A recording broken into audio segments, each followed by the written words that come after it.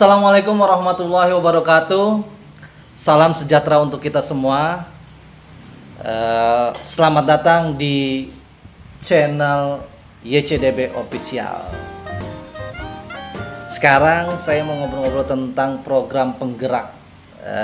Dan alhamdulillah Yayasan Cahaya Dharma Bangsa terpilih menjadi organisasi penggerak ya, yang diselenggarakan oleh GTK Kemendikbudristek. Dan sekarang saya lagi bersama Bapak Ahmad Nurapik ya, MPD. Bapak Ahmad Nurapik MPD. Saya manggilnya Bapak atau Abang apa gimana nih, Pak? Bebas. Bebas. Iya. Boleh Saya manggil Abang, boleh Bapak, ya lebih kita enaknya aja. Lebih santai aja ya. Lebih santai, Abang boleh. Kita ngobrol santai aja ya. Santai aja kita. Oke. Kita santai. Jadi gini, Pak Rapik, saya Ya. ngobrol Pak Rapik. Oke. Ya. Karena ketua yayasan. Siap. Ini kan banyak yang belum tahu nih terkait program penggerak dari Kemendikbudristek nih. Iya, betul. Ya. Jadi saya ingin bertanya ya biar nanti yang nonton juga biar tahu kan gitu Pak Rapik. Apa sih itu program penggerak? Jadi mungkin Bapak Rapik bisa menjelaskan terkait tentang program penggerak ini. Iya. Sebelumnya makasih banyak nih udah dikasih kesempatan buat ngobrol dengan Abang, Bung atau Bapak nih, saya juga nyebutnya kembali gitu. Panggil abang aja kita Abang aja. karena saya lahir di Depok jadi orang Betawi. Siap. Ya, Berarti Bang Erpan. Bang Erpa. Oke. Siap. Siap. Jadi gini, program penggerak itu program terobosan dari Kemendikbud. Nah, program terobosan dari Kemendikbud ini adalah masuk ke dalam payung temanya Merdeka Belajar. Di dalam payung Merdeka Belajar ini program penggerak itu ada 3. Ada guru penggerak, ada sekolah penggerak, dan organisasi penggerak. Oh iya. Dan memang saat ini Yayasan Cahaya Dharma Bangsa terpilih sebagai organisasi masyarakat di dalam program organisasi penggerak. Oh Seperti gitu. itu. Iya. Itu Bang. Organisasi penggerak ini memang langsung dari Kemendikbud ya. Ya, betul. Jadi Yayasan Cahaya Dharma Bangsa terpilih langsung dari Kemendikbud. Itu prosesnya berarti panjang Pak Rapik ya? Panjang banget. Panjang. Kita mulai itu dari Maret 2020 prosesnya. Jadi nggak terpilih langsung. Kita banyak seleksi, dari seleksi administratif, terus pengajuan proposal, dan hampir di penghujung 2020 akhirnya dapat surat bahwa Yayasan Cahaya Dharma Bangsa terpilih hasil evaluasi untuk mengikuti kegiatan program organisasi penggerak. Gitu ya. Tuh. Nah, ada pertanyaan lagi nih, Gimana? Pak Rapik. Sebagai organisasi penggerak yang terpilih, bisa dijelaskan program apa saja yang dicanangkan oleh Yayasan Cahaya Dharma Bangsa ini? Boleh. Gimana kira-kira Pak Rapik? Jadi program organisasi penggerak ini kita maksudnya dari dasar yang itu harus kita jelaskan itu adalah ini kan program pemberdayaan masyarakat sebenarnya. Program pemberdayaan masyarakat itu yang memang sifatnya secara masif. Kita melalui dukungan pemerintah, terus peningkatan kualitas guru dan kepala sekolah berdasarkan model-model baik pelatihan atau pendidikan yang sudah terbukti efektif oleh yayasan sendiri atau misalnya oleh organisasi masyarakat sendiri seperti itu. Untuk upayanya itu meningkatkan kualitas pembelajaran dan hasil belajar siswa.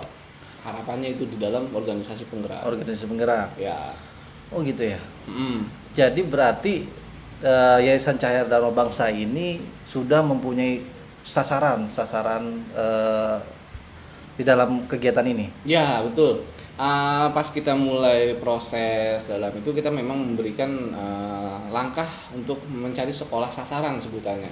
Jadi target kita itu adalah sekolah sasaran, dan kebetulan Yayasan Cahaya Dharma Bangsa memiliki sasaran sekolahnya itu di Kota Depok ya. Untuk sekolahnya itu sasarannya sekolah dasar. Oh, guru SD berarti. Guru-guru SD dan kepala sekolah SD dan pengawas sekolah di sekolah dasar lingkungan di Dinas Pendidikan Kota Depok gitu. Nah, kita nih sebagai organisasi masyarakat yang terpilih ya, dari program yang kita ajuin pada saat itu, kita punya program namanya program pelatihan multimedia. Oh, di dalam multimedia ya. Ya, basicnya memang kita Untuk mengembangkan. meningkatkan kompetensi guru. Ya, Iya, di betul, bidang atau basic teknologi dengan basisnya multimedia gitu. Nah, sedikit lagi nih promosi, jadi saya banyak yang ngomongin. Iya, nggak apa-apa. Kayaknya saya lebih semangat. Namanya juga lagi kepo. Iya, Kepo. iya.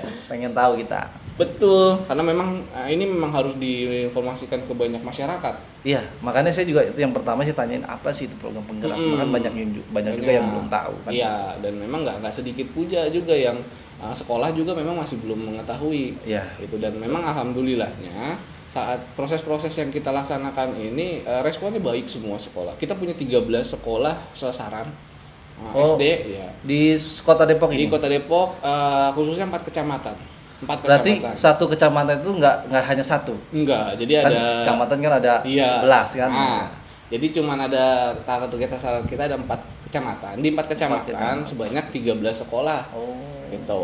Iya. Dan kita punya kepala sekolah, target sasaran kepala sekolahnya itu ada 13. Karena memang sekolahnya yang kita target itu ada 13 dan sebanyak 195 guru beserta 3 pengawas sekolah. Jadi total target sasaran kita itu kurang lebih 211 guru, kepala sekolah dan pengawas sekolah di Kota Depok. Ditotalkan itu ya. Iya, ditotalkan seperti itu. Berarti teknis untuk program ini pertemuannya setiap minggu, bulan atau setiap tahun atau bagaimana gitu Ya. Pak Rafi?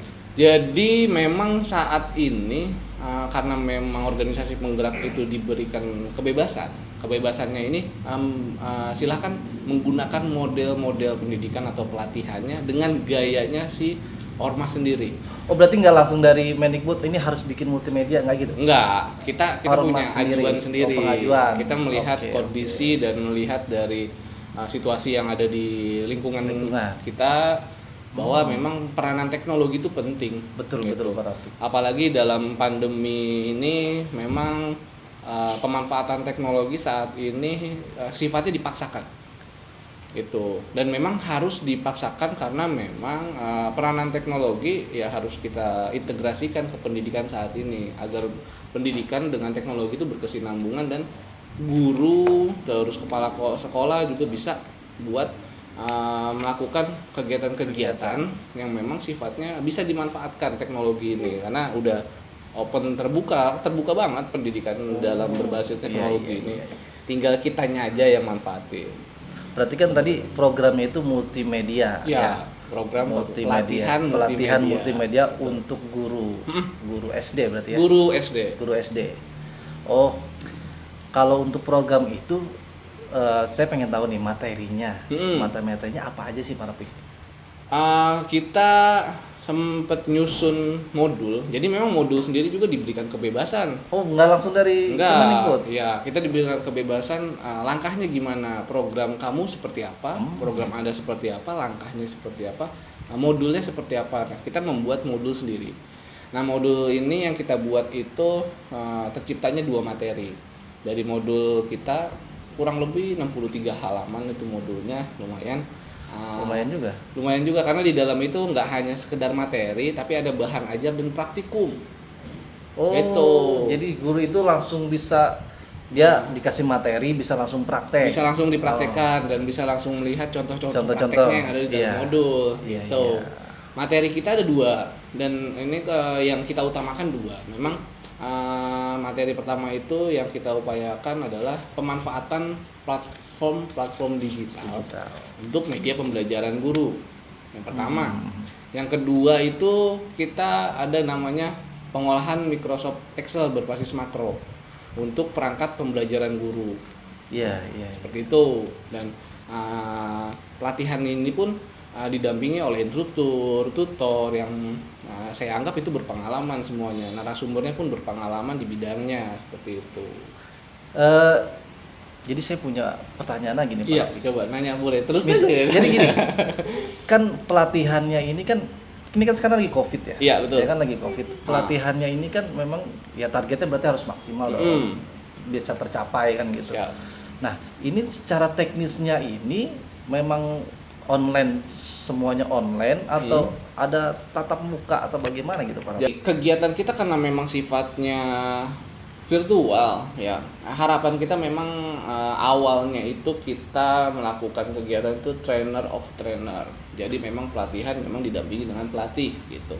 Dan saat ini memang keadaan situasi pandemi COVID-19 yang kita nggak bisa upayakan untuk pelatihan secara tatap muka secara langsung Dan maksudnya. itu juga nggak tahu kita sampai kapan. Nah iya, COVID dan itu. harapannya sih untuk kedepannya program ini kita bisa laksanakan secara tatap muka karena efektivitas ini berpengaruh banget karena sifat pelatihan itu memang sifatnya ya dipraktekkan, diberikan materi, bahan ajar dan dipraktekkan gitu. Nah, upaya kita saat ini walaupun pandemi kita nggak nyerah gitu.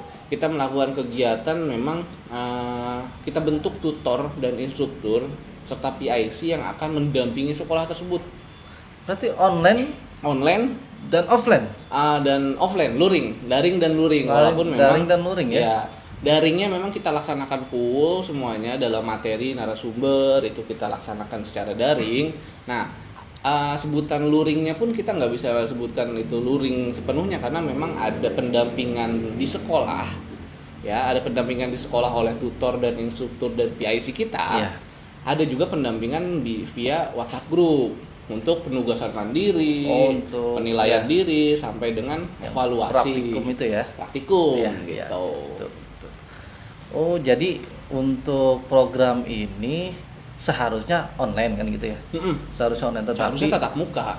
seharusnya tatap muka itu balik ya? Iya. Berubah jadi online. Iya. Tetapi di Yayasan Cahaya Dharma Bangsa kita ini dikemas menjadi online ya. Akhirnya ada tadi bilang tutor dan instruktur ya, PIC ya. PIC yang hadir datang ke sekolah. Iya kan biasanya kan yang namanya guru kan, Iya. apalagi yang belum tahu media kan yang belum tahu di dalam kegiatan pembelajaran teknologi ini pastilah banyak kesulitan nggak untuk menangani itu. Pasti. Ya. Jadi di sini sudah terlaksana atau belum para Sedang terlaksana. Ya, sedang berjalan hampir 40-50% pelaksanaan kegiatan berarti kita. udah sekarang kan sasaran 13 sekolah. Ya, 13 sekolah. Berarti udah berapa sekolah para untuk? Saat ini terakhir di minggu lalu pelaksanaan kita sudah selesai target di 5 sekolah. Di 5 sekolah. 5 sekolah dengan 84 peserta. Nah, berarti masih ada sekitar 120 lebih lagi, 130 lebih lagi maksudnya untuk sasaran gitu. Jadi sekitar 8 sekolah lagi nih belum. Jadi alhamdulillah sudah berjalan sekitar 40-50% kegiatan kita akan mencapai upaya di kegiatan itu sampai selesai seperti itu. Oh, gitu ya. Oke, baik. Jadi seru juga ya. Ya, program ini ya. Ya, seru. Sebenarnya kita benar-benar mengkonversikan lah bagaimana caranya pelatihan ini yang sifatnya daring Betul. Tetap bisa diterima, tetap bisa dipraktekkan oleh peserta langsung ya. Agar pelatihan ini tuh nggak serta-merta daring aja udah nanti tunggu aja selesai gimana. Kita nggak mau usaha. Biasanya kan kalau belajar gitu. online kan gitu. Ya, banyak lah online aja gitu kan. Banyak gangguan-gangguan juga. Akhirnya lagi online ada aja dari segi sinyal. Iya, itu pasti ada kendala-kendala seperti itu. Itu mah udah biasa ya. Ya, itu kendala yang nggak bisa diprediksi juga kalau sinyal. Tapi alhamdulillah ada tutor yang ini sama PIC yang ke sana. Jadi kita berarti untuk pelaksanaannya di hari itu aja atau ada lagi Pak Rafiq? Nanti pelaksanaannya di satu hari itu. Di satu hari satu sekolah satu sekolah. Jadi kita bikin ada 5 gelombang. Oh, 5 gitu. Kita bikin 5 gelombang karena memang sifatnya harus kalau misalnya kita nggak bisa harus semuanya, tapi upayanya kita dalam 5 gelombang itu kita bisa menemukan dan bisa mencapai titik di indikator keberhasilan. Makanya kita bentuk jadi 5 gelombang. Masing-masing ada yang 2 sekolah dalam satu gelombang, ada yang 3 sekolah gitu. Jadi harapan kita tuh kegiatan ini nggak cuman daring selesai terus absensi terus misalkan nyelesain tugasnya dengan guru harus mencari informasi lagi, enggak. Kita karena memang ada praktek-praktek yang memang belum banyak diketahui sama si guru atau misalkan praktisi pendidikan gitu. Kayak misalkan kita dibuatkan juga sebutannya oleh narasumber juga yang memang berkompeten itu aplikasi berbasisnya Excel, tapi makro untuk perangkat pembelajaran guru, untuk arsip guru dalam kegiatan pembelajaran dia dalam 1 tahun gitu. Nah itu memang harus kita berikan praktikum secara langsung agar si guru itu memahami, oh ini isinya harusnya ini gitu, oh ini kita harus ngisi ini agar hasil seperti ini gitu. Iya paham. Gitu. Berarti kalau misalkan organisasi penggerak ini kan penyelenggara, berarti penyelenggara. Berarti untuk sekolah juga dan untuk guru juga. Ya, keuntungannya mungkin ke situ kali ya. Ya, jadi walaupun kita sifatnya organisasi penggerak ya, maksudnya untuk diantisipasi dan diinformasikan juga bahwa sekolah sasaran yang kita daftarkan ya sudah otomatis menjadi sekolah penggerak. Nah, gurunya juga pun otomatis setelah selesai kegiatan menjadi guru penggerak. Jadi sebenarnya organisasi penggerak ini menaungi 2 programnya. Program karena memang ada program sekolah penggerak dan organisasi guru penggerak. Nah, itu udah include. Nanti hasil yang akan dicapai, si sekolah akan menjadi sekolah penggerak, si guru akan menjadi guru penggerak. Dan bukti fisiknya apa? Bukti fisik yang kita berikan itu sertifikat. Sertifikat dari penugasan yang program ini yang dari Yayasan Cahaya Dharma Bangsa. Penugasan, penilaian, evaluasi semuanya nanti di situ bukti fisiknya. Gitu. Ini pertanyaan terakhir Pak Rafiq dari saya. Ini dari Yayasan Cahaya Dharma Bangsa sendiri yang terpilih sebagai organisasi penggerak. Betul. Harapannya itu apa sih untuk pendidikan kita yang sekarang ini, yang mungkin sekarang menteri kita ini Mas Nadiem ya? Iya, Mas Nadiem Makarim. Harapan untuk organisasi penggerak ini apa harapannya? Ya, dari yayasan sendiri kita punya program ini itu memiliki harapan yang besar. Harapan besarnya kan karena peran teknologi nih saat ini itu kan masuk pada 4.0 ya, dan akan ke 5.0 itu. Nah, akan semakin dekat malah ke 5.0 itu. Nah, kita pengen mendorong guru terus memberikan edukasi buat guru, kepala sekolah dan tenaga kependidikan yang ada di lingkungan sekolah tersebut sampai dirasakan juga sama peserta didik dalam pemanfaatan teknologi berbasis multimedia ini gitu.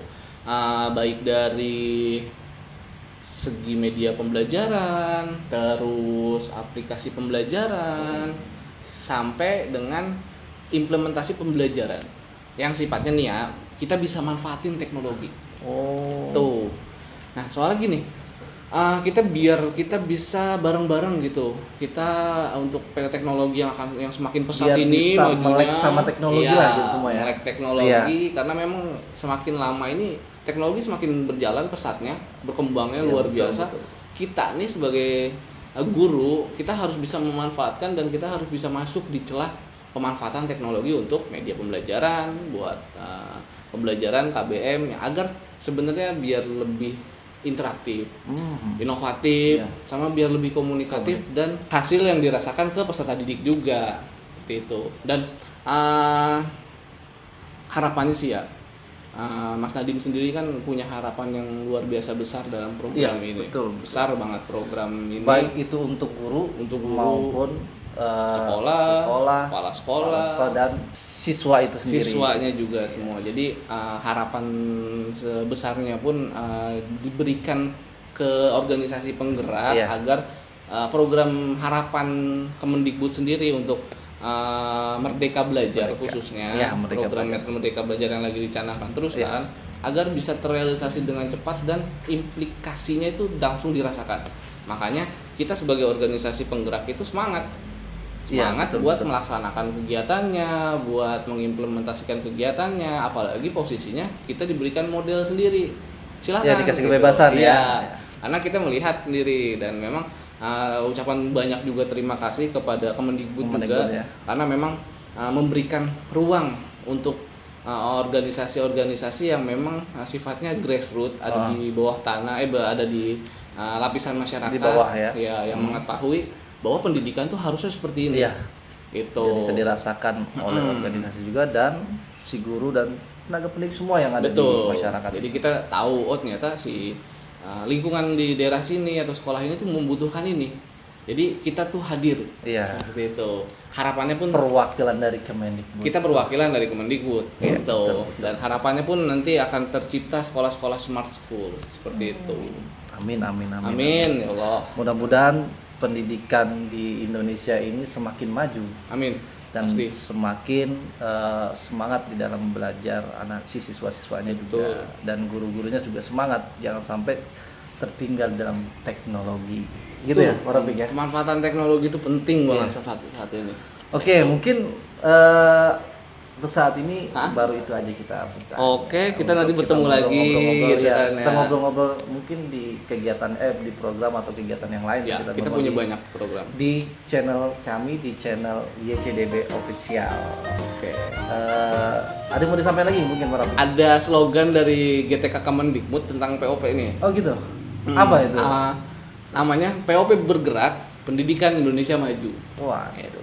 POP bergerak, pendidikan maju. Apa Indonesia maju atau gimana? POP bergerak, pendidikan Indonesia maju. Pendidikan Indonesia maju. Mau dibareng-barengin buat Oke. closing statement Oke, terakhir gitu. boleh Pak Rafiq. Oke. Kita mulai nih ya. Iya. Iya.